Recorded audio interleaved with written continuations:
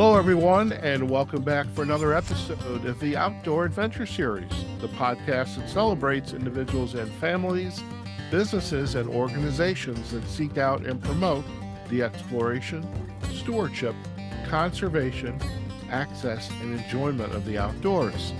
Allison Ormsby is our guest today. Allison is a forest specialist at Adventure Scientist. Her areas of expertise include forest, biodiversity, conservation, research, project design, sustainability, and environmental education. Allison, it's a pleasure to have you on the Outdoor Adventure Series. Welcome. Thank you. Thanks for the invitation. Oh, it is a pleasure. And I have to say, I am really excited, well, obviously, to have a wonderful episode and great information, but when I learned about Adventure Scientists, I thought about this is a cool organization, and so here you are. You get to be Great. the spokesperson for it, Yes. and I'm excited what we're going to share with our listeners today. And first off, give us just a little bit about your background. Who is Allison Ormsby? Oh, thanks. My background is in environmental studies. So I have an undergraduate, a master's, and a PhD, all in that topic. Okay, And within environmental studies, which is a broad field, my focus is on forests and including forests in the tropics. So basically, forests around the world and how to conserve forests, particularly working with local communities. So, how can communities get involved in forest conservation? So I've done research all over the world, and now I'm working with adventure scientists on forest projects. excellent. And so, just give a shout out to where did you get your education from? Oh, some shout outs. Undergrad, William and Mary in Okay, Virginia. I'm from okay, Virginia. Grad school for my master's, Yale University, oldest forestry school in the country. Shout okay, out. And yes, then my PhD from Antioch, New England, the campus based in Keene, New Hampshire. okay, very Mhm. good. And had you always had an interest in science and or just you're out in the backyard just digging through things in the dirt Kind and of, yeah. forest? So I always loved animals, like any kind of creatures. I definitely had like every kind of pet. My parents were very tolerant. I just loved, yeah, going in the woods and collecting things and learning the names of trees and birds, which I thought everybody did, but it turns out not everybody does that. And I had lots of different internships and jobs over the years that all kind of linked back to the environment somehow. Okay. And how did you end up in an organization like Adventure Scientists? Oh, well, it was a long and windy path, but I actually was a professor for 20 years at 2 20 different years. universities. 20 years, Okay. that's Oh, right. wow. Okay. So 12 years in Florida and 8 years in North Carolina. And I was ready for a change. So I had worked for nonprofits before teaching. And then I decided, let me go back to the nonprofit world. And I really liked the mission of adventure scientists. And I was so excited that a job exists that's called forest specialist. So it really piqued my interest. And that's what happened then. The Got the rest is job. history. Yeah. So speaking of the mission, what is the mission of Adventure Scientists? Yes. So our mission is to ensure the availability of critical field data that accelerates conservation and climate solutions. And so essentially you're collecting data for the Mhm. various studies that are being run. Now, forestry, which is your specialty, is just one of Yes. many types of data that's being collected. And Mhm. what Mhm. is the range of the data in addition to forestry? Because I want to Great. talk more about your work as well. Yeah. So we have 4 impact areas. Forests is one of the impact areas. Another one is biodiversity, climate, and fresh water. And so those are the 4 impact areas. And in order, we always work with a partner organization on our projects. Could be a nonprofit, could be government, could be private. And we have 3 criteria for our projects. It must address an environmental issue to which unlocking a solution has been data limited. So we Mhm. need data. There must be a clear pathway from data collection to lasting change. And there must be a clear need for data collection in the field at a large scale. So I'm trying to paint this picture now is Yeah. So the government, so you've got a variety, you've got Fish and Wildlife, Hmm. you've got Forest the Service. Forest Service, National Yep. Marine Sanctuaries, National Hmm. Park Service. Hmm. I was actually reading one of on the website, one of the projects, you've already staffed it at Grand Staircase Yes. Escalante, which Yes. is like, God darn it, I could have done that. That's gonna But, be a good one. yeah. Hmm. So getting back to the to large scale data collection, now you're running projects, or the organization, Adventure Scientists, are running projects all over the world. That's right. Yep. Okay. Hmm. What are examples of some of those projects? Yes. I think a good example is our microplastics project. Okay. So from 2013 to 2017, we collected data from 3,000 locations around the world. And with people in boats in the open ocean, also from rivers, all around the world, collected water samples. And then we analyzed them in a lab to see if there was what kind of microplastics were in the water. And this became the largest microplastics data set. And it still is one of the largest. And it helps to drive policy regarding plastics.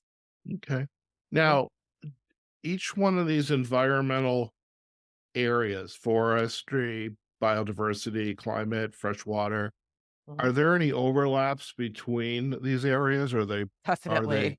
Yeah, okay? definitely. I mean, yes. So basically we really don't need to silo them because of course you're dealing with fresh water, there's biodiversity in the water. So many times they overlap and that's fine and great. Okay.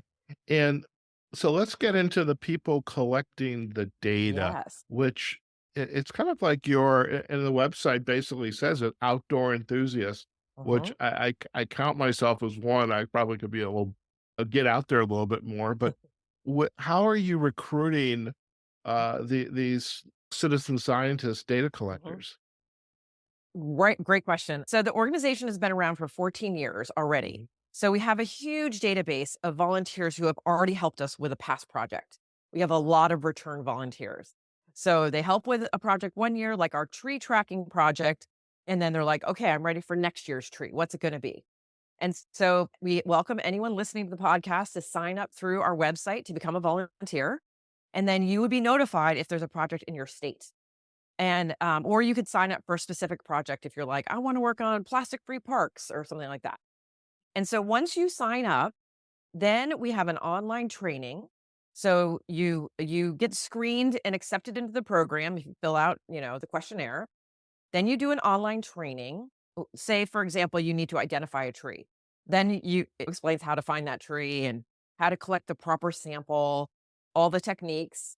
After you successfully complete the training, through that, you also signed up for a parcel. So where are you going to survey? Are you going to survey in the national forest near where you live? Maybe. So you sign up for that.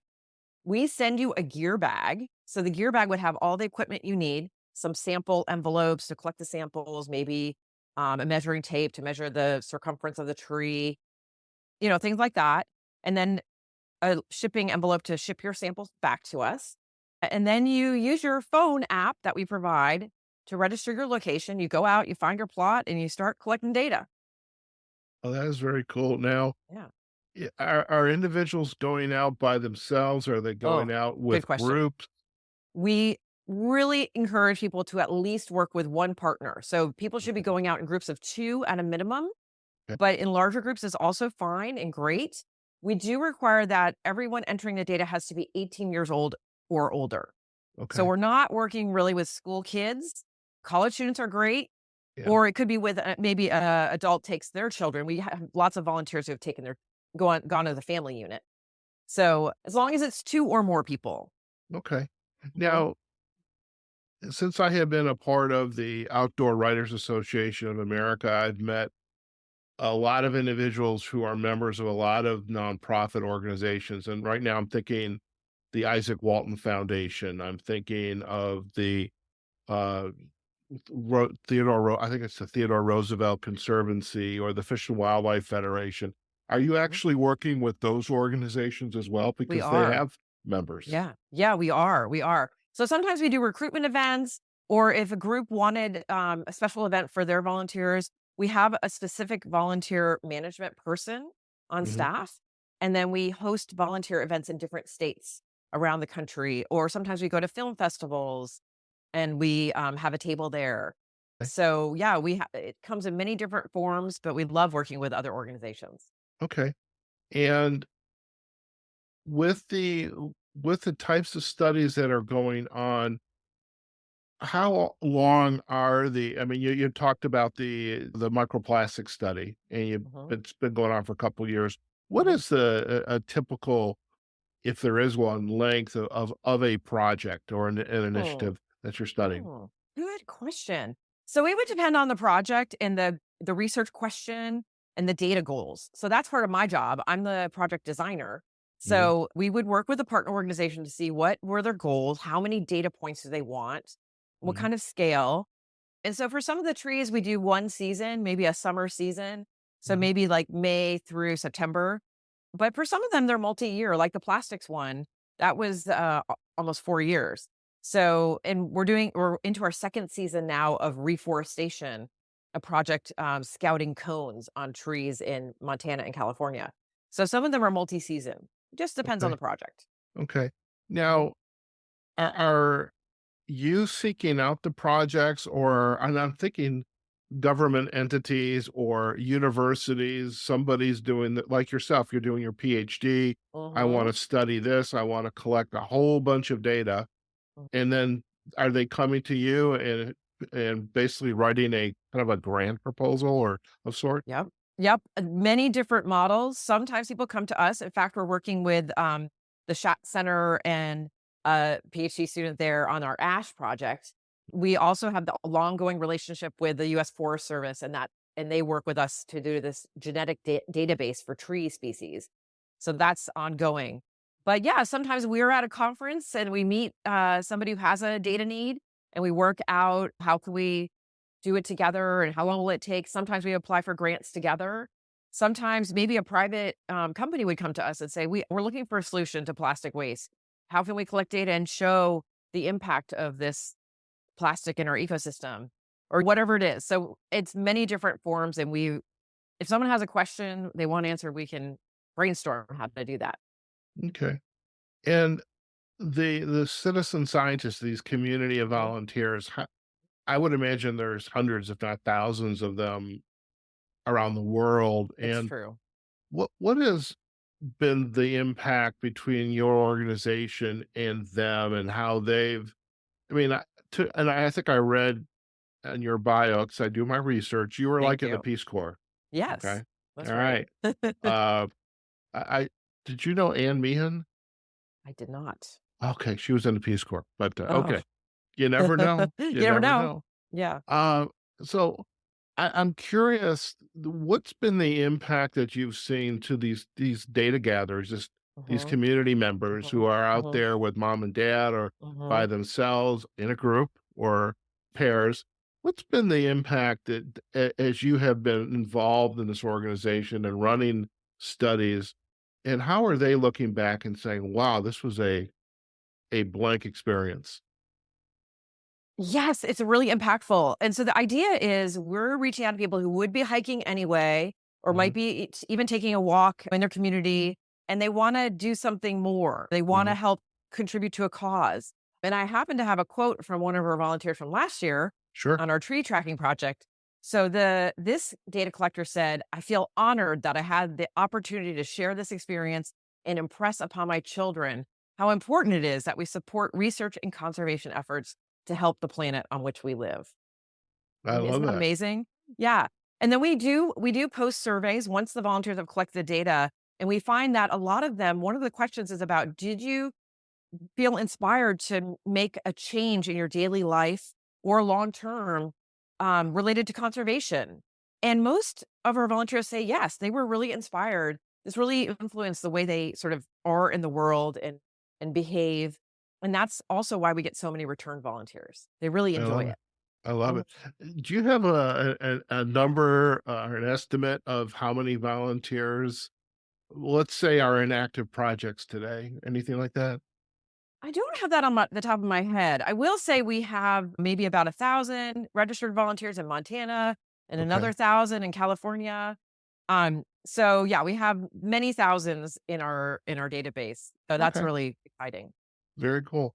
Now, Mhm, let's talk about your projects, the ones that you're most interested in and involved mhm, with. mhm. Tell us about some of that work. What are the projects that are going on? Well, of course, I have to talk about trees Of because, course. so like I mentioned, this reforestation project, we're partnering with a company in the Western U.S. called Mast Reforestation, and we're doing cone surveys in Montana and the whole national forest in Montana and national forests in California. And volunteers go out with binoculars and they look for large amounts of cones on evergreen trees in those two states. And then then later on, some of the cones will be collected and raised into seedlings, and that will help with reforestation efforts um, to bring back habitat or to recover after wildfires. So that's an exciting project. The other thing we do that I mentioned briefly was this tree tracking, where we have a different species of tree every year. Mhm. Either a tree that's heavily in demand for timber or lumber and maybe is poached, say from national forests. So we're addressing the illegal harvest, or a tree that has a disease, some kind of a disease or insect infestation, which was the case of the ash trees last year with the emerald ash borer. Mhm. So that's been going on for 7 years. And soon we will be revealing the tree for 2024. Have to stay tuned and sign up for our newsletter to find out about that. Well, we will definitely provide a link to sign up for the Great. newsletter. So you actually have a tree every year that's Mhm. the highlight, the Yes, yes, showcase tree. And depending on the tree, last year we had ash and tulip poplar. And Mhm. usually we have volunteers collect 2 leaves from the tree, and then we send them to our partner, Dr. Rich Cron in Mhm. Oregon at the Forest Service Genetics. And he analyzes them for their basically the genetic fingerprint of the tree. And then if someone poaches a tree, they can match the genetics from that illegally harvested tree back to our database and figure out where it came from. That's very cool. That's very Very high cool. tech. Yep. I was and of course, it's too early in the morning, and I cannot remember her name, and I will my bad, but she wrote a book about, fish and trees. I forget the exact title of the Hmm. book, but it was, up in Alaska, so at least I have the state correct, but she was studying how fish DNA was showing up in trees that were Wow. far out into the forest. It's because the bears are eating the fish, down at the water source. They're continuing to forage and do what bears do. And as they're, doing their business, their poo is now showing up as is food for the trees. Mm, that's amazing. I love that. And so when you research the tree, you say, why is there fish DNA? Why is there fish Mm, something in right. the tree? It's like Cool. that was pretty cool. But I'll provide a backlink to the book Great. when in the show notes. So how do you go about, setting up the study? Talk us, if you could, Allison, about Sure. how does the project start, and then what are the steps along the way to the point Mhm. that you say, okay, we're done, or maybe you're never done, but We're done. there's Yeah. kind of checkpoints, hopefully Yeah. never done, but Yeah. what's kind of like the process that's going to Great. take place? Okay. So we have a project creation team, which I'm Hmm. on the project creation team. So I work with my coworker who does lead generation. So Hmm. we might meet someone at a conference, or there's like you said, a researcher who already has a project but doesn't have enough data, has a data need. And so we come up with a question. And then once we're sure there is a project, it's handed to me and I do Hmm. the design, which usually takes about 3 months. It's quite Hmm. involved. So start with a literature review, interview key stakeholders, really narrow down like what is the question? How long is it going to take to answer? How much data do we need? And Hmm. then once I've come up with this plan, I hand it off to our project management team Hmm. and they do the build process, which is design the website, design the training for the volunteers, recruit volunteers, come up with social media. We have newsletters. So that takes another 3 months. Then we Hmm. have our field season. So field season's implementation. Sometimes we do live trainings if we're really trying to activate more volunteers. Mhm. We have volunteer events. And then once we've completed the field season, all the data is in, we move into project wrap. So during project wrap, we do all the post surveys, we survey our collaborators, we survey the volunteers, we do a nice final report. All those final reports are public and they're on our website. So if you want to check out past projects, you can look on the website. Mhm. And then once we're done with project wrap, that is the end unless we do a second season. And then we kind of redo it. But yeah, so it could, like I said, it could be 1 year, it could be multi-year, Mhm. depends on the project. And how do you continue to stay sharp in your area of Oh, expertise and mhm, also to present the findings of these studies? mhm. Are you involved or are your Yes, peers involved, or yes, is it the folks that are looking to initiate the study? They have the need and they come to you. How do you, yes, good over question. and above, yeah, Mhm, just showing up mhm, at a film festival, or you're going to be at the mhm, Field Fest event in mhm, Tennessee in mhm, July? mhm. How do you go beyond that to like presenting your findings to Ah, these big audiences? yes. I love conferences, and one of the organizations I've been involved with for 20 years is called the Society for Conservation Biology, or SCB. So I tend to go to that conference every year.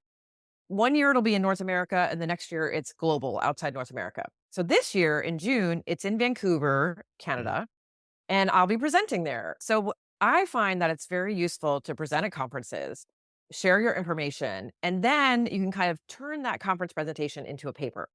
Mhm. So then I hope to publish, and I am part of my role at Adventure Scientist is to do more peer reviewed publications. So we Mhm. have lots of project reports, and we're looking to publish more with our partners. So sometimes, like you insinuated, that we have a lot of collaborators who are already researchers in the field, and Mhm. they'll put us on as co-authors sometimes. But I'm trying to get some more publications out, so that is one of my short-term goals. But yeah, we do present at scientific conferences frequently. Excellent. Hmm. And what are some of the other projects that are going to be kicked off with Hmm. Adventure Scientists Hmm. in addition to your Forestation, work yeah. on the forestry side? Yeah. So any day now, if you go to the website and you see sign up for a current project, we have Mhm. two projects that are just about to launch. One is called Plastic Free Parks. Right. So trying to minimize the amount of plastic in our national parks. And you Mhm. can go to any park and survey. Basically, you look for litter in the parks and then document it. So that's one, plastic free parks. And the other is through the Xerces Society, which is a pollinator focus or insect focus uh, organization. We're collaborating with them on the Southeast Bumblebee Atlas and the Montana Bumblebee Atlas.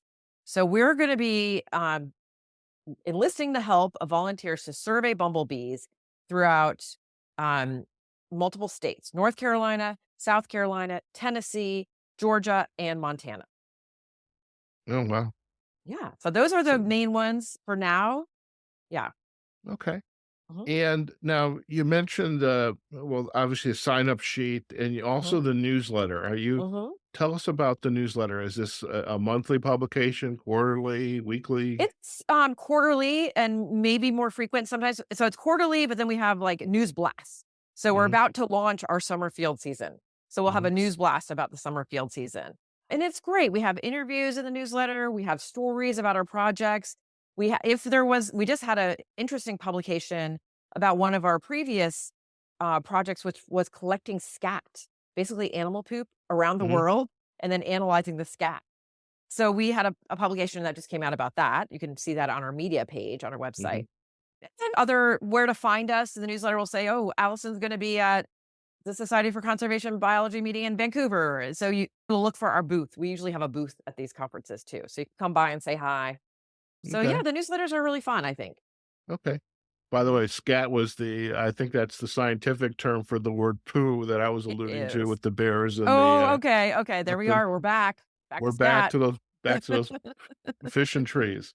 So as you kind of look back at your career, I mean, you spent a lot of years in higher education and the professor. How do you feel about this different focus and where you've taken your career? What I love about it is that it's applied. Mhm, It's immediate. It's an immediate impact. It's applied conservation. You don't have to wait a mhm, decade for change to happen. It's right now. So I feel like I'm making a difference, and I really like that. mhm. So And how do you or what opportunities have you had? That's probably the better way to phrase this. Really highlighting your work, your background, and why young kids, especially D DEIB, young women who are not traditionally thought of as scientists, to really inspire and motivate them to want to go into this type of work that you're doing. yeah, I mean, I love teaching, and I'm still in touch with many of my students. So shout out to the students. So yeah, like I said, we have a volunteer manager who works with affinity groups, and we really want to diversify our um, participants and the Mhm, volunteers in our projects. We're mhm, looking to internationalize a bit more, so we're mhm. probably going to have more global projects coming up. In fact, we have one working on mercury in the Amazon Ooh, that's coming up soon, and okay, also we've done some coral work surveying coral reefs. right. So, I mean, what I found over the years, because I've been teaching in STEM and the sciences for 20 years, is Mhm, that many more people in the majors are female identifying. So there's mm, so many more women going into STEM fields now. So that's really encouraging. So I hear what you're saying, and we want to make our projects accessible to everyone. So mhm, we want to have no barrier to entry to participating in our projects. mm. And I would imagine just the nature of your projects and inviting, you know, 18-year-olds plus to go out there with Mhm, their mhm, friends, their class, etcetera. mhm, mhm. This is an opportunity to inspire them to want to do more, like, "What am I gonna major in?" Yes, with some, And like, real world, skills and applications. Mhm, sure, fantastic. exactly. One question, and I didn't ask this at the onset of today's conversation. You shared how long adventure scientists have been around, but how is the organization structured? I mean, is Ooh. there a CEO? Is there just a board? How is it structured? Yes, we do have a CEO who is a founder of the organization, Mhm, and like I said, we have these different teams like project creation, project management, so it's kind of, built into those teams. We have a fabulous board of directors mhm, who are really helpful, and also scientific advisors. So sometimes when we're developing projects, we call in those scientific advisors to give their opinion on the project or to help with contacts and be key stakeholders to inform the project. So we have 17 full-time staff. We're based out of mhm, Bozeman, Montana, mhm. but it is sort of decentralized, dispersed staff. And we get together 3 times a year for retreats, which is also very fun. I can Yeah, imagine you all have some fantastic we do. retreats. We do a lot of outdoor stuff. Yeah, it's very fun. Very good. Mhm. Now, as you look back, in your career, this is kind of the gotcha question, which is usually in the questionnaire. Mhm. Uh, as you look back on your career, what's been your aha moment when you look back and you say, "Wow, I get to do this."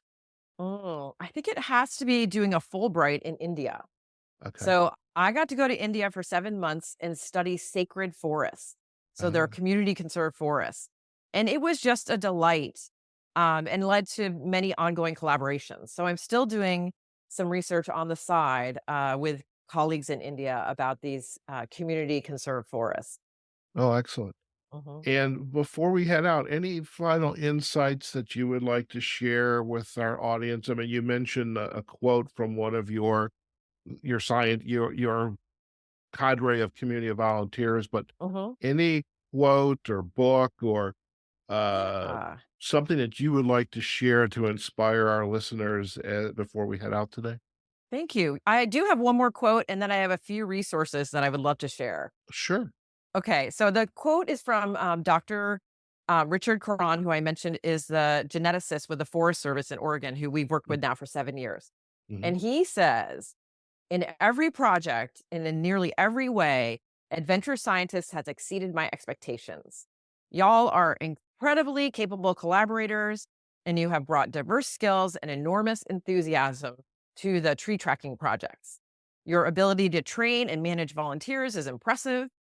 I'm not sure I've seen an organization that can so capably coordinate small armies across such a diverse environment and across such huge geographic areas. Oh, wow. Very nice. I know, very glowing quote. And then I'll give a shout out. One of my former students started a podcast, another Okay. podcast, that's called Breaking Green Ceilings. Ah, And it is lovely, and it's about diversifying the environmental field and amplifying underrepresented voices. So I definitely would recommend Breaking Green Ceilings. okay. And then I thought of 3 books because I was trying to think of forest-related books that I've enjoyed. And some of them are the ones that are getting a lot of attention already, like The Overstory by Hmm. Richard Powers. So that's gotten a lot of attention. I also enjoyed Greenwood by Michael Christie, Hmm. which is actually set in Vancouver in the future. Hmm. And then the last one is called The Signature of All Things by Elizabeth Gilbert, which is a little bit like botanical collections or historic um, botanical history kind of thing. Okay. So those are my final words. Very good. Well, we will definitely provide some information about the quotes and also the links to the books in our show notes. Now, before we head out, Allison, if our Mhm. listeners would like to learn more about adventure scientists, where's the best places for them to Great. go? Yes. So obviously our website, which is just adventurescientists.org. And we Okay. also have all the social media places, Facebook, Instagram. Okay. Signing up for our newsletter would be great.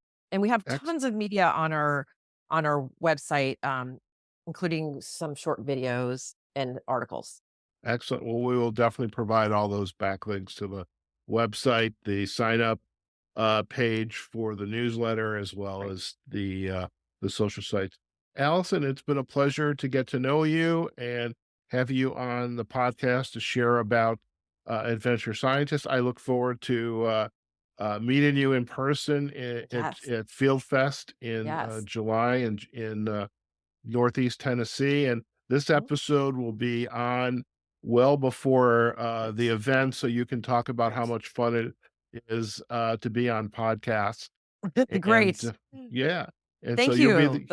you'll be able to attend my presentation and say, yeah, this is what Howard made me do. This is but That ask sounds great. prepare, ask good questions, and Oh, have great oh, answers. And I appreciate that.